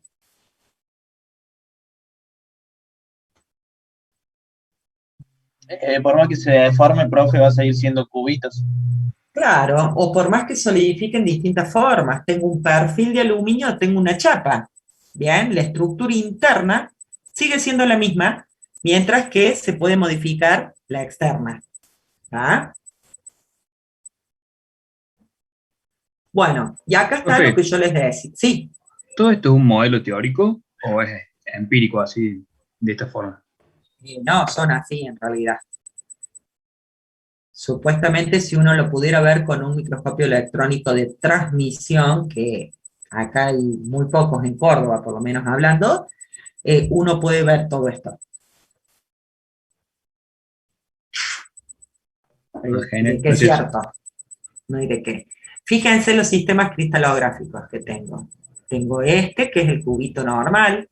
Tengo este que tiene cierto ángulo. Tengo este que tiene un lado A y B. Son distintos. Acá fíjense que los tres lados son iguales. Acá también, pero está con un cierto ángulo. Acá tengo los tres lados totalmente distintos. Acá tengo los tres lados totalmente distintos con un ángulo. ¿Ven? Acá tengo dos lados iguales y este más largo. Acá tengo un hexágono, me está formando, no me está formando un rectángulo ni un cubo, la base, ¿bien? Y acá tengo uno que me forma un rectángulo y distintos ángulos y distintos lados, ¿bien? Entonces, estos ángulos entre las aristas se llaman ángulos interaxiales.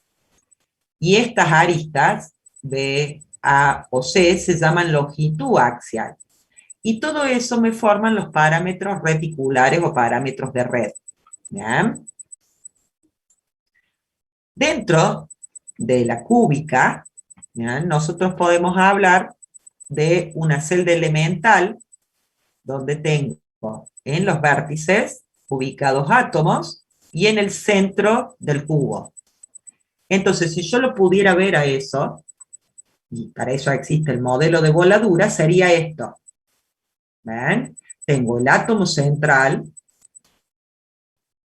en el cuerpo del cubo, y tengo un octavo en cada de átomo en cada vértice. Porque ustedes fíjense que voy a tener uno arriba, uno al costado, uno abajo, uno adelante, otro adelante. Entonces, ¿por cuántas celdas está compartido este átomo? No, esperen, 1, 2, 3, 4, 5 por 6. Entonces es un sexto. No, es un octavo. Son 8. ¿Se entiende lo que voy o no? Sí, profe. Bien, que sería, si lo vemos acá, sería ese, por ejemplo, este de acá. 1, 2, 3, 4, 5, 6, 7, 8. Bien, entonces ese átomo está compartido por 8 celdas. Entonces, si yo lo pudiera cortar, es esto. El átomo central que está entero, y en cada vértice tengo un octavo. Y tengo 8 vértices. Por lo tanto, esta celda, ¿cuántos átomos tendría completos? 2. El central, y un octavo por 8 vértices, da 1, 1 más 1, 2. Bien. Ay, ¿por qué no se...? Ahí está. Esperen que no sé. Ahí está. Entonces, todos estos sistemas de redes entran en lo que se llaman las redes de Bravais. Bien. Bravais propuso paralelepípedos, bien, donde obviamente habíamos dicho que era la menor estructura de la red cristalina, que podíamos sacarla, que era la celda unidad.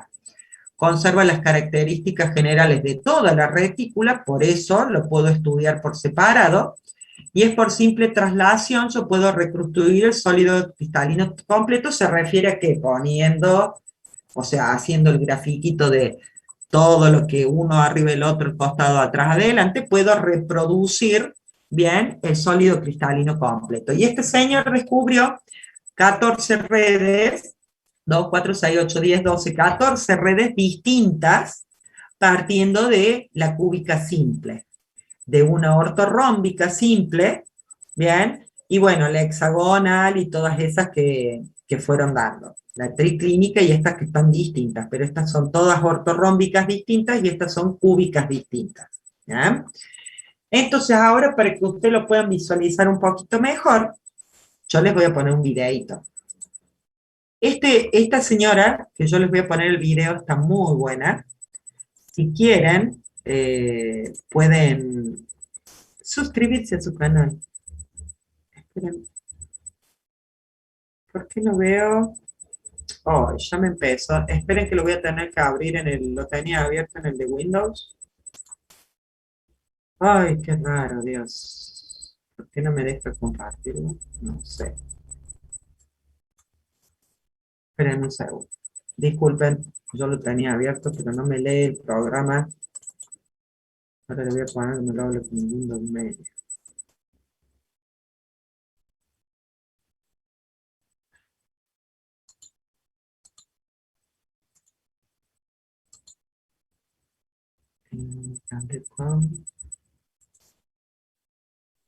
Windows Media. Ahora me lo abre.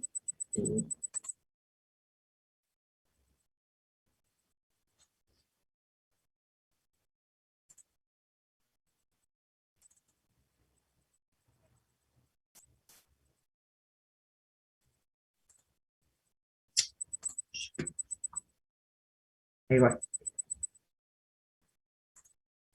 Zoom. Compartir. Ahora sí. Ah, no le puse el audio. Hace mucho que no.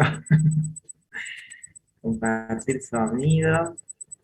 Profe, eso Sí. de cúbico, de cuerpo centrado, todo eso, ¿va en el examen?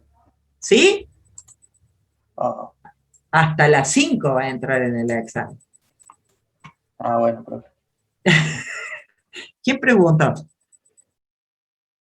Heredia. Porque no los veo. ¿Es recursante o no? No. Ah, pero no es difícil. Sí. Es linda. Bueno, ahora yo creo que con este video que les voy a pasar, lo están viendo ahí, ¿verdad? Sí. Sí, profe, se está viendo. Lo van a comprender un poco mejor todo lo que yo les quise explicar. Ingeniería de materiales. Hoy vamos a hablar sobre ¿Se estructura. escucha?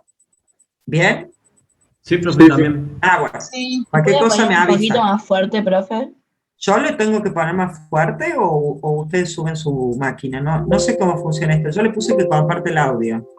Ahí del video puede, profe, el Ahí al subir lado del volumen. reproducir. Acá estaba. Es. Ahí está. Gracias. Espérenme. ¿Y ustedes si suben el de la compu no les anda el volumen ese? Sí, pasa que no es muy bueno el volumen de mi compu. Estructura cristalina. Este es un tema súper interesante y Ahí está. Y no Sí, jodo Ahora más. sí, un poco mejor. Sí. Listo. sencillo de comprender.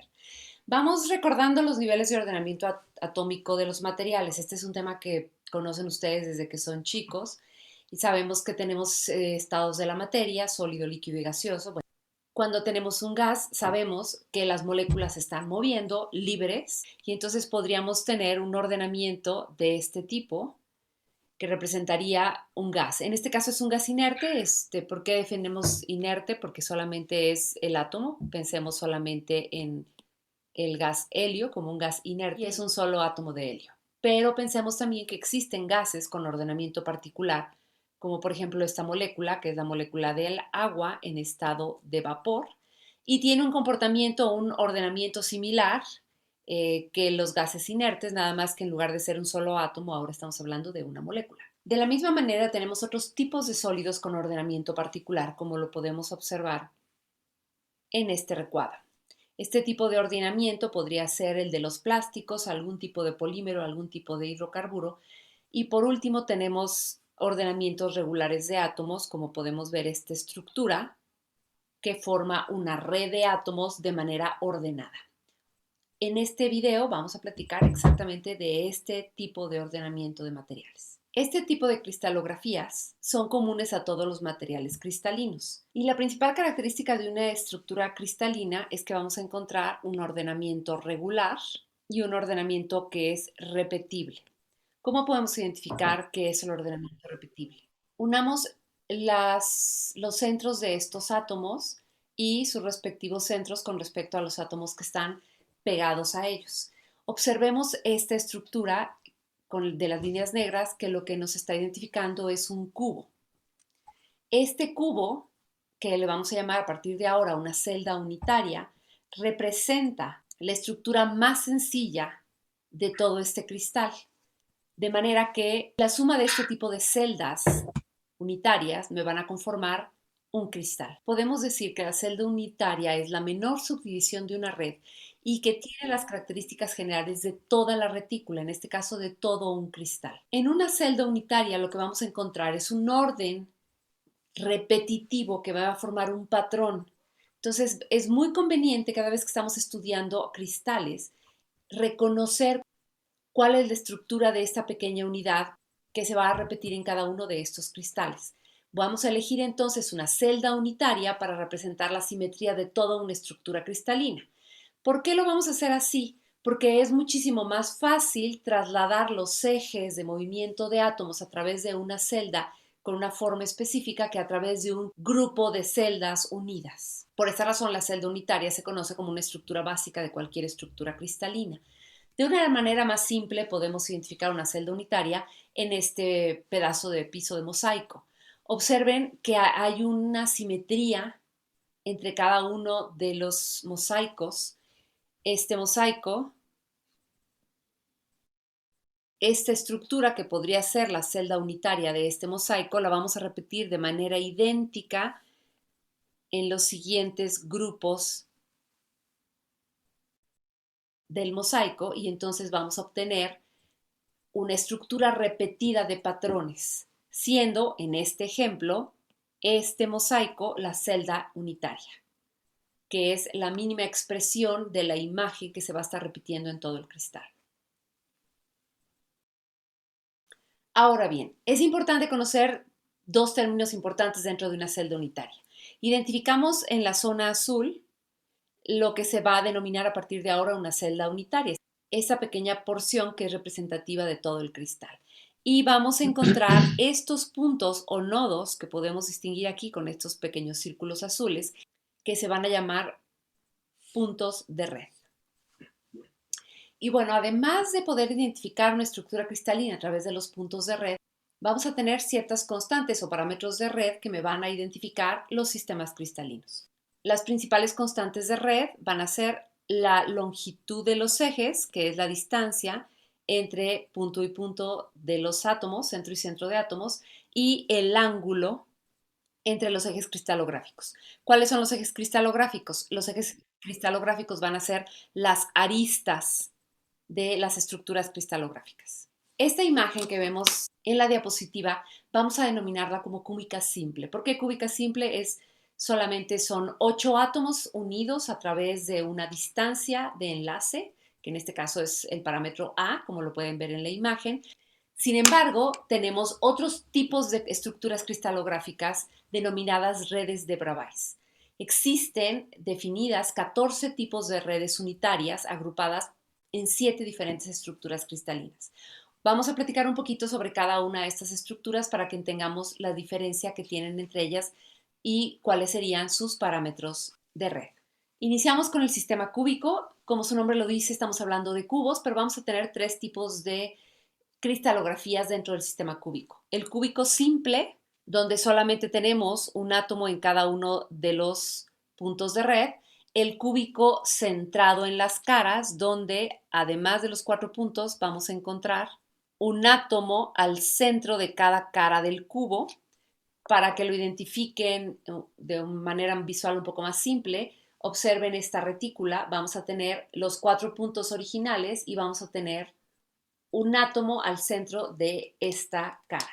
Para que lo identifiquen de mejor manera, esta sería una red cúbica simple y vamos a suponer que una red cúbica centrada en las caras tuviera esta cara al centro.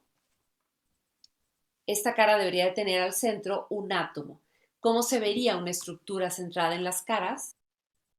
Y por último, dentro del sistema cúbico vamos a tener el cubo centrado en el cuerpo. ¿Qué significaría tener un cubo centrado en el cuerpo? Bueno, que no solo tendríamos la cúbica simple, sino que al centro de la estructura cúbica tendríamos un átomo. El siguiente sistema es el sistema hexagonal, donde vamos a identificar prismas hexagonales. Las bases están conformadas por hexágonos. También tenemos los sistemas tetragonales, que son muy parecidos a los cúbicos, sin embargo no hay centrado en las caras, solamente vamos a tener tetragonal simple y tetragonal centrado en el cuerpo.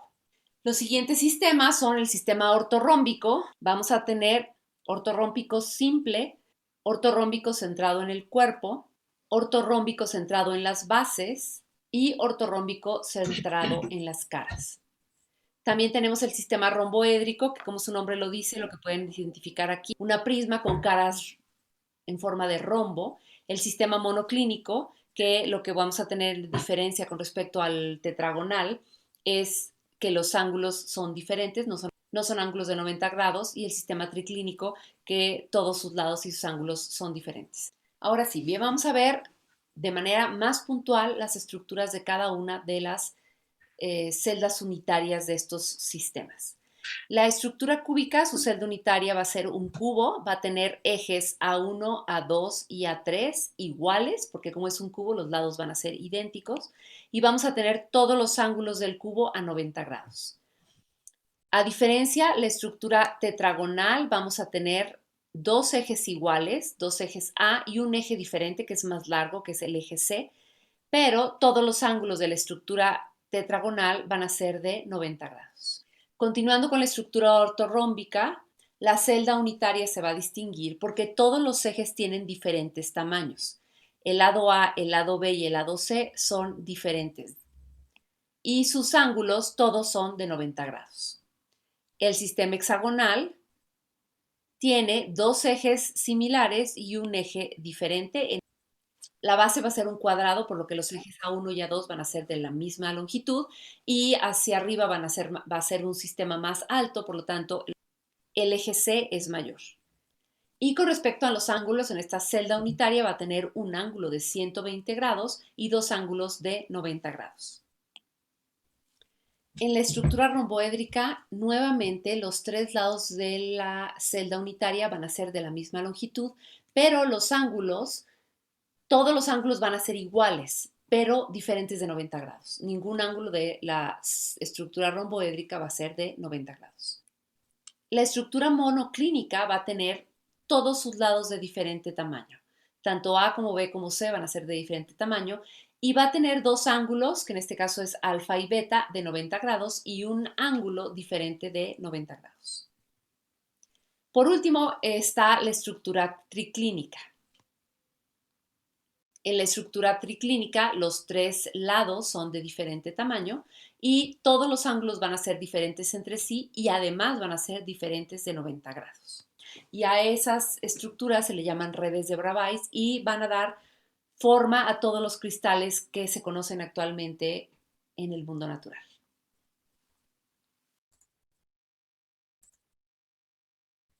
Bueno, ahí se lo pudieron imaginar un poquito más. ¿O no lo vieron al video? Sí, profe, estuvo muy Sí, bueno. bien, profe. Explica bastante bien esa señal. Ese canal está bueno, ¿eh? ¿Cómo era que se llama? Luz Helena, la señora. Acá Sí, Luz Helena Narváez Hernández. Ese. Ahí anoté el nombre. Sí, ese está muy bueno. Yo uso mucho porque, o sea, los tuve que buscar el año pasado porque esto es mucho más fácil por ahí explicarlo en clase con la presencialidad y que tenés pizarrón y podés dibujar de distintos colores y todo eso. Acá es más difícil poder hacerlo. Entonces recurrí a esos videos y la verdad que están muy buenos. Entonces, estas redes de Bravais, ustedes dirán, vamos a tener que estudiar todo eso, profe. No, en realidad, a nosotros los que nos interesan mucho es esta, bien, la cúbica centrada en las caras, las cúbicas centradas en el cuerpo, en las caras, y la hexagonal. Bien, esas son, que es esta, que en realidad son 4 para formar el hexágono. En realidad son las que más vamos a utilizar porque son las que más se dan comúnmente. ¿Quién me pintó ahí de azul? Ay, profe, fui yo sin querer, no sabía que era ese botón. Yo pensé que estaba sucia mi pantalla, por eso. No, está todo bien. No, perdón, no sabía que era. Bueno, y para cerrar la clase vamos a ver esto, y así ya no se lo olvidan. Las definiciones básicas, que era lo que ella les mostraba, cómo estaban ubicados los átomos según las redes, ¿verdad? Les dije, cúbica centrada en las caras, cúbica centrada en el cuerpo, y la hexagonal son las tres que vamos a estudiar nosotros. Entonces, dentro de esa celda, según cómo estén los átomos, esto es el modelo de voladura que se llama, tenemos el número de coordinación. Ese número de coordinación es el número de átomos que se encuentran en contactos con otro átomo en particular, o el número de átomos que voy a tener más cercano. Quiero la cuenta, esta se llama body CC, cúbica de body, centrada en el cuerpo. ¿Bien? Cúbica centrada en el cuerpo. ¿Está? Entonces tengo un átomo completo en el medio, y como yo les decía, esto es 1/8 del átomo porque está compartido por 4 celdas más, por 8 celdas más, ¿bien? Entonces, 1 más 1 de este producto me da que el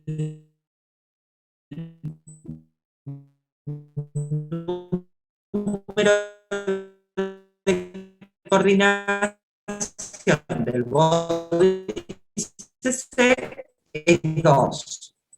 Las caras, ¿ah? Entonces, el átomo del vértice sigue siendo 1/8 por 8, pero ahora voy a tener un medio de átomo en cada cara, porque el otro medio va a estar con el del lado, ¿bien? Por lo tanto, tengo 6 caras, entonces tengo 3 más 1, número de coordinación 4.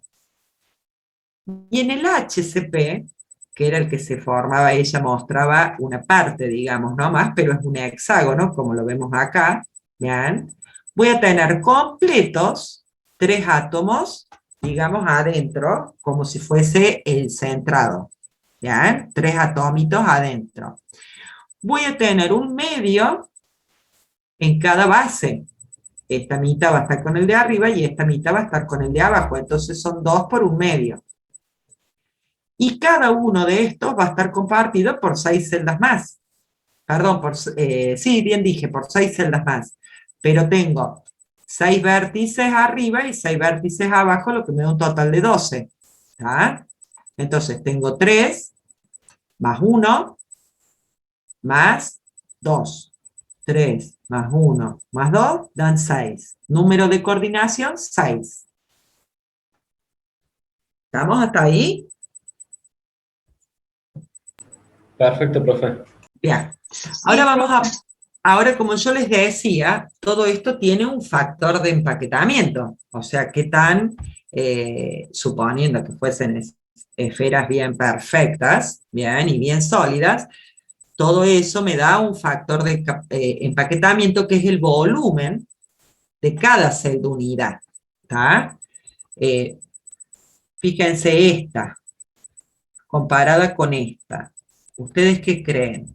Que tiene, la phase C tiene mayor o menor volumen que la bódice C.